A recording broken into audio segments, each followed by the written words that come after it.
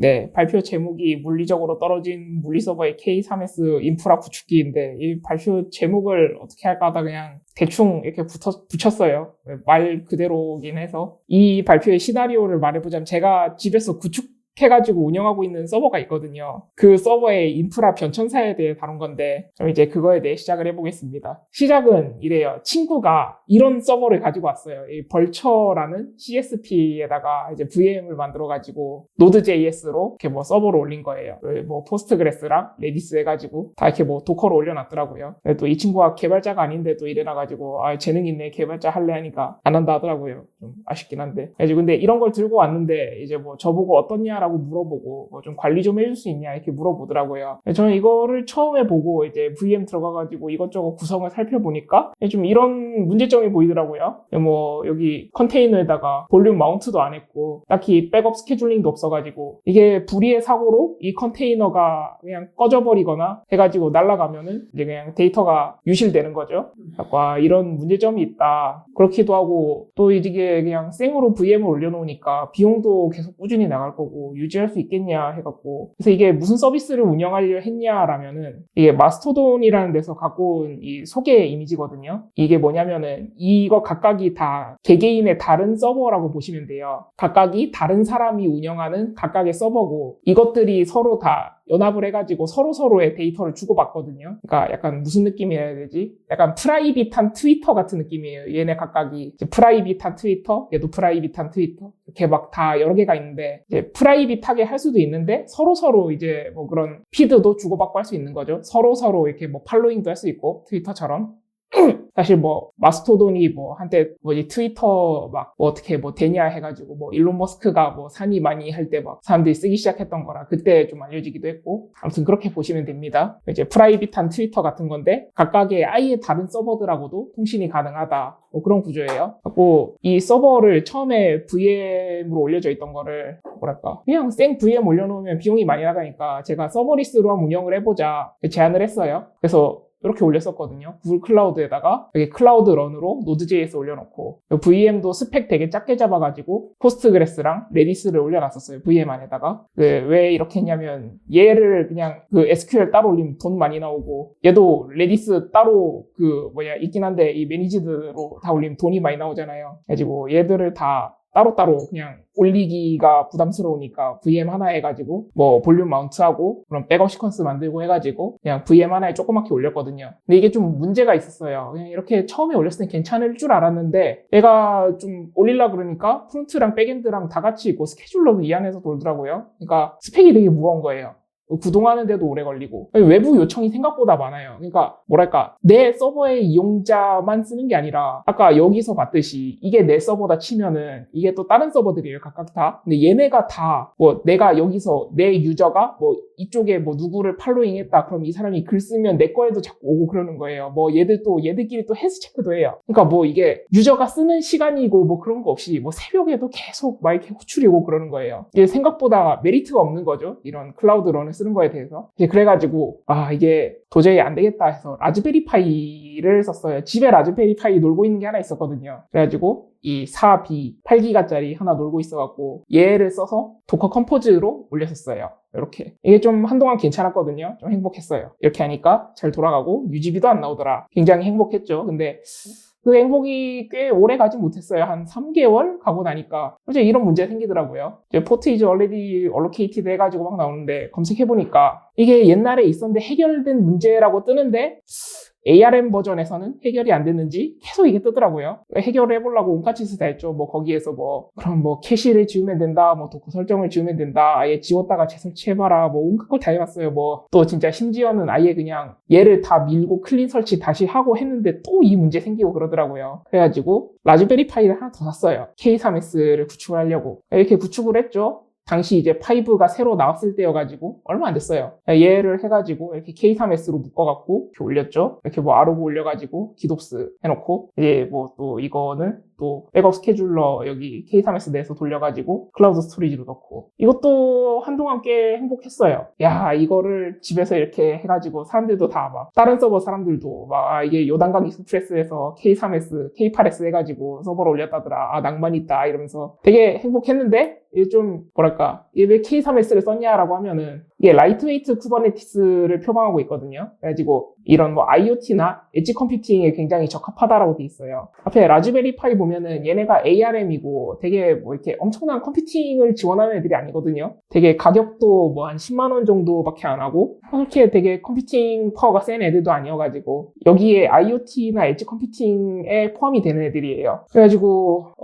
좀 예를 들자면은 좀 이런 K3S 말고 뭐 쿠버네티스도 뭐 올려주는 도구들 있지 않습니까? 뭐 쿠브 어드민이라든가 뭐 쿠브 스프레이라든가 이제 뭐 그런 게 있는데 쿠브 스프레이 이런 거를 라즈베리 파이에서 돌리면 안 된다는 소리가 있어요. 자원이 모자라가지고 컴퓨팅 파워가 모자라서 그래가지고 뭐 이것저것 찾다가 K3S를 쓴 겁니다. 그렇기도 하고 얘들이 라즈베리 파이에 대해서도 꽤 많이 좀 고민을 해줬어요. 이런 거 뭐 etcd 이런 거 문서 보면은 라즈베리 파이에서 이런 SD 카드를 쓰는 라즈베리 파이 같은 거에서는 디스크가 슬로우하기 때문에 웬만하면 etcd 쓰지 말고 얘네가 이제 뭐더라?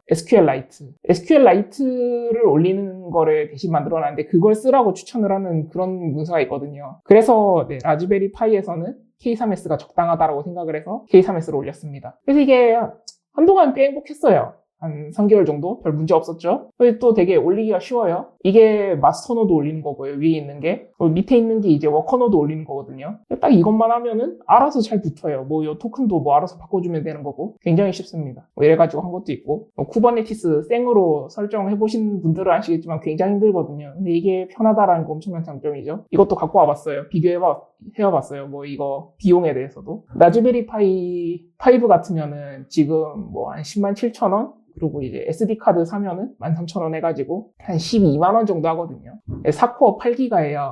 ARM 스펙에. 근데 얘를 이제 클라우드에서 올린다라고 치면은 AWS에서 C6GX라지가 얘랑 같은 스펙이거든요. 4코어에 8기가. 시간당 0.154달러예요. 지금 어제 기준으로 환율이 1달러에 한 1,400원쯤 하거든요. 그럼 이제 얘가 시간당 215원 하는 거죠. 이제 여기 월 비용 보면은 121달러 돼 있어요. 이 121달러 이제 원으로 환산하면 한 17만원 되는 거죠. 169,900원이니까 17만원.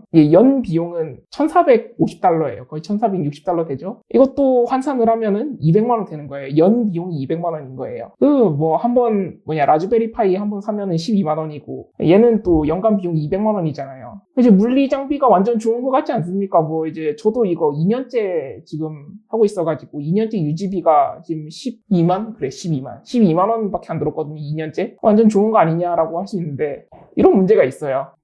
제가 운영하는 서버에 이제 친구가 사과 공지를 올린 건데 접속장애 때문에 여기 보면은 토끼에 의해서 광섬유가 갉아먹혀 접속이 되지 않는 장애가 있었습니다. 이 레비더텍 토끼 나온 이 어디서 듣도 보도 못한 이런 현상이 생긴 거예요. 이 토끼가 탈출을 해가지고 집에 광섬유 갉아먹어서 인터넷이 끊긴 거예요. 그래서 서버가 내려갔어요. 이것 때문에. 이런 말도 안 되는 일도 생기기도 하고요. 물리 장비를 다루면은. 그걸 또 이렇게 해피하게 운영하고 있었는데 어느 날 갑자기 죽은 거예요. 그래가지고 왜 죽었지? 하고 라즈베리 파이 봤는데 얘를 만져보니까 엄청 뜨거운 거예요. 얘는 괜찮았거든요. 얘는 뭐 그동안도 다뤘었는데 딱히 문제 없었는데 얘는 되게 뜨거운 거예요. 그래서 검색을 해보니까 라즈베리 파이 5는 4에 비해서 이제 컴퓨팅 성능이 높아지면서 열이 좀 많이 난대요. 그쵸? 얘는 그냥 뭐 딱히 안 해도 크게 발열이 없어서 문제가 없는데 이제 5부터는 발열이 문제가 있는 거예요. 가만 놔두면 혼자서 막 80도 넘어가지고 스로틀링 걸리고 죽는 거예요. 그래가지고 이 쿨러를 사가지고 꼽는 걸로 해결을 했거든요. 근데 이거를 했다고 또 그냥 끝나는 게 아닌 거예요. 이게 쿠버네티스를 직접 물리장비에 운영을 하면은 겪는 문제인데 얘가 죽어요. 마스터 노드가 죽어요. 이게 왜 죽나라고 고민을 해봤는데 얘가 마스터 노드니까 이제 쿠브 시스템에 대한 것도 올라오는데 얘를 이제 테인트를 걸거나 아니면 워커 노드에 일을 하지 않도록 그렇게 막아놓지 않으면은 얘한테도 막 파드가 올라오잖아요. 뭐 시스템 말고 뭐 어플리케이션이라든가 DB라든가 이런 파드들이 얘한테도 올라오는 거예요. 이제 얘가 갑자기 뭐 메모리라든가 CPU라든가 뭐 부족해가지고 죽는 거예요. 이제 쿠브 시스템이 죽었으니까 파드 스테이터스 언노운 되겠죠. 껐다 켜도. 이게 다 막 난리 난 거예요. 그래가지고 이렇게 뭐 재부팅 해가지고 다시 어떻게 켜고 언노운 된 애들 죽인 다음에 다시 올리고 했는데 이제 또 이런 문제가 나는 거죠. 예, 포스트그레스랑 얘랑 이제 뭐 PVC 걸어가지고 해놨는데 파드 어피니티를 안 걸어놓으니까 딱히 얘들 뭐 이렇게 뭐 다른 노드로 넘어갈 일이 없다 보니까 그동안 문제 없었는데 언노운 돼가지고 죽였다 올리니까 다른 파드에 뜬 거예요. 애들이 각각. 그래가지고 막 서버 딱 올렸는데 데이터 하나도 없고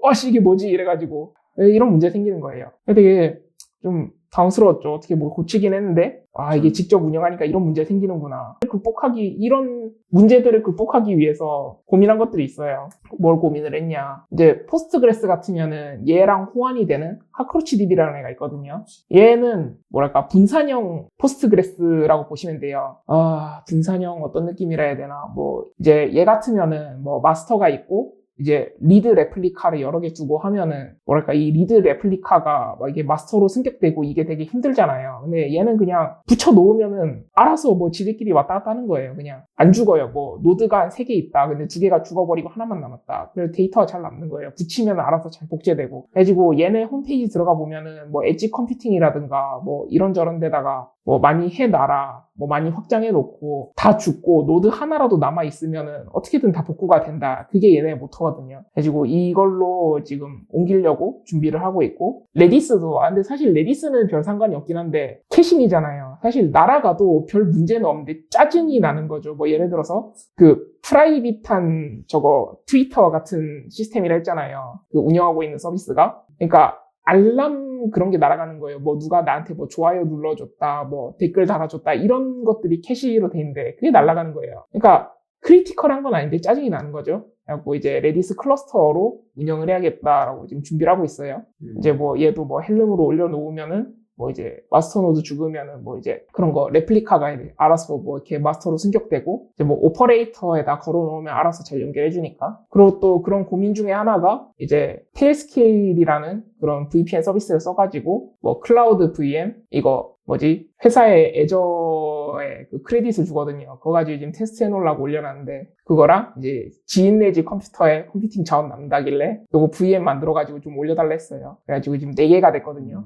얘를 해가지고 이제 테일스케일에다가 이제 하나의 네트워크인 것처럼 VPN 올려놓은 거죠. 가상 VPN, 버추얼 프라이빗 네트워크 이런 가상 네트워킹을 해가지고 K3S를 올린 거예요. 그래가지고 이제 얘한테 뭐 파드 어피니티 걸어가지고 이렇게 다 올려놨죠. 그래서 지금은 좀 안정된 상태가 됐거든요. 지금이 이 상태예요. 이게 테일스케일 들어가면 이렇게 돼 있거든요. 이렇게 애저 있고 이게 그 지인분 VM이고 이게 집에 있는 라즈베리 파이 4랑 라즈베리 파이 5 그 이제 IP 컨피그 치면은, IF 컨피그 치면은, 이렇게 테일스케일 0 해가지고, 네트워크 인터페이스가 따로 생겨 있습니다. 그래가지고, 이거 K3S 세팅할 때, 여기 이렇게, 익스터널 IP라든가, 이런 거, 인터페이스, 이렇게 다 설정해줘야 되고요. 그래서 밑에 있는 거는, 현재 kubectl로 쳤을 때 노드 상태거든요. 여기 보면은, 라즈베리 파이 4, 파이 5, 그 VM, 그리고 애저 쭉 가면은 여기 있죠. RPI, 라즈베리 파이, 여기 애저 적혀 있고 제네릭 돼 있는 거는 그냥 그거랑 뜻이고 그냥 컴퓨터. 그래가지고 뭐랄까 이게 되게 생소한 구성이에요. 라즈베리 파이 같으면 ARM 코어고 나머지 이제 뭐 애저라든가 요 지인집 컴퓨터는 AMD 64잖아요. X86. 그러니까 사실 평범한 구성은 아닌 거죠. 보통은 다 뭐랄까 하나의 프라이빗한 네트워크에서 그 통일된 구성으로 올리거든요. 호모지니어스한 그렇죠. 네. 근데 이거는 이제 헤테로지니어스한 구성인 거죠. 이게 되게 흔치 않은 구성이기도 합니다. 어디서 보기 힘들어요. 이래도 잘 돌아가더라고요. 근데 이제 이렇게 해놓은 거 보면은 이런 생각이 드실 수도 있어요. 서로 다른 네트워크면은 이제 뭐 K8S 오케스트레이션 도구 쓰면 안 되냐. 뭐 이스티오라든가 뭐 구글의 엔소스도 있고 아크도 있고 뭐 좀 돈이 들면은 뭐 이스티오 알아서 구성해서 쓰면 되고 뭘 검색하면 또 뭐 이런 게 많이 나오지 않습니까? 뭐 이런 거 쓰면 안 되냐 뭐 이렇게 생각하실 수도 있죠. 뭐 다른 클러스터 이렇게 묶어가지고 운영하는 경우도 많다 보니까. 근데 얘들 보면은 이거 2개는 저희 집에 있고 요거 1개는 클라우드에 있고 요거 1개는 지인 집에 있고 딱히 클러스터랄 게 없어요. 이것도 뭐 2개밖에 없으니까 클러스터라고 하기 민망한 규모죠. 그러니까 뭐 거의 뭐 2개, 1개 이러니까 클러스터랄 게 없다 보니까 저걸로 묶기가 좀 그런 거예요. 자원 낭비죠. 올리죠. 이스티오도 올리면은 뭐 따로 뭐 그 이스티오를 운영하기 위한 파드들이 올라오고 하니까 오히려 자원 낭비고. 그래서 딱히 클러스터랄 게 없다 보니까 테일스케일이란 걸 써가지고 올린 겁니다. 그래서 현재 K3S 구성을 보여드리자면은 이렇습니다. 이거는 저희 집에 있는 거고요. 얘는 아예 테인트를 걸어가지고 다른 파드가 안 올라오게 설정해놨어요. 이 테인트가 뭐냐면은 테인트의 뜻이 뭐 오염되다 이런 뜻이거든요. 그리고 이제 얘는 오염됐으니까 뭐 다른 일을 시키는 파드를 올리지 마라 뭐 이런 뜻이에요. 그래가지고 얘는 이제 클라우드 플레이어에 DNS로 얘를 걸어가지고 얘는 이제 그 K3S 설치를 하면은 기본적으로 트래픽이라는 그 엔진엑스 같은 그런 게 기본 설치돼 있거든요. 얘에 올라와 있고 그래가지고 그걸로 이제 서빙이 되는 겁니다. 그래서 이제 그거 말고는 따로 파드가 안 올라가 있어요. 얘는 죽으면 안 된다라는 그런 전제를 가졌기 때문에. 그래서 테인트를 걸어놨고요. 그래서 이 테일스케일 VPN으로 해가지고 이렇게 묶여있죠. 그리고 이제 추후에는 여기 밑에 이렇게 바꿀 생각입니다. 레디스도 레디스 클러스터로 바꾸고 포스트그레스도 카크로치로 바꾸려고 하고 있고요. 이게 카크로치 오퍼레이터로 올리려고 하니까 노드 3개가 필요하더라고요. 그래가지고 또 마침 하나 둘 하고 여기 셋이 있어가지고 얘는 테인트 걸려있으니까 안 올라올 거고 이렇게 하고 나중에 또 라즈베리 파이 하나를 더 사가지고 둘 생각입니다. 그렇게 두면은 걔는 또 뭐 친구네 집에 두거나 하겠죠. 그러면 이제 뭐 여기가 죽거나 아니면 뭐 여기 지인네 집이 죽거나 아니면 친구네 집에 있는 라즈베리 파이가 죽거나 해도 얘들이 뭐 죽을 일은 없을 테니까 어떻게든 뭐 서비스도 살아있고 요 카크로치 DB도 살아있고 약간 얘랑 비슷한 전략으로 가는 거죠, 서비스 자체가. 네, 그래서 그렇게 생각하고 있습니다. 그래서 아무튼 물리장비 관리는 굉장히 힘들다라는 게 요점입니다. 이렇게 말도 안 되는 이런 레빗 어택이 있을 수도 있고요. 이제 경쟁사가 마음에 안 들면은 걔네 IDC에 토끼를 풀면 됩니다. 아주 그냥 다 조져 놓을 거예요. 또 아니면은 이런 경우가 생길 수도 있어요. 이게 좀 여러분 과장같이 느껴지실 수도 있는데 저 옛날 회사에서 IDC에 7년을 넣어둔 서버가 있었거든요. 그러니까 IDC는 자주 갈 일이 없으니까 이거를 딱히 볼 일이 없는데 문제가 생겨가지고 뚜껑 딱 열었더니 진짜 딱 이런 상태에 돼 있더라고요. 이 정도까지는 아니었는데 이제 뭐 서버 렉에 이게 줄줄줄줄 돼 있는데 얘들 다 먼지 쌓여있고 이제 뚜껑 열었더니 안에 먼지 겁나 많고 막 이렇더라고요. 이런 상태 돼요. 이거 뭐 어떻게 관리할 거냐 뭐 이런 거죠. 그래서 뭐 예를 들어 여러분 고객이 와가지고 아니, 물리장비 쓰면은 싸고 좋지 않냐, 뭐 클라우드 왜 쓰냐 그러면은 이제 이런 사례 얘기해 주시면 됩니다. 이거 외에도 뭐 상상도 못한 이슈들 막 생겨요. 이제 뭐 그런 거 감당할 수 있냐 뭐 그런 거에 대해서 사실 또 뭐랄까 진짜 서비스가 무중단으로 되어야 한다 막 이런 전제 가지면은 뭐 클라우드에도 바로 이제 뭐 몇 분 안에 복구될 수 있게 또 그런 뭐랄까 DR 뭐라 그러죠? 디자스터 리커버리 그것도 구성해놔야 되고 그거를 할 역량이 안 되면은 그냥 클라우드를 쓰는 게 낫습니다. 오히려 더 싸요. 아까 뭐 VM 하나에 연 200만 원이라 했는데 이제 뭐 서비스 잘 돼가지고 일 매출 막 1000만 원씩 나오는데 뭐 한 이틀 3일 죽으면은 2천만 3천만 막 손해 나고 뭐 유저들이 빠져나가면서 뭐 더 손해고 그럴 바에야 클라우드 쓰는 게 낫다라고 할 수 있습니다. 네. 발표는 여기까지고 그럼 여러분 저의 발표에 감사하십시오. 네, 여기까지 하겠습니다.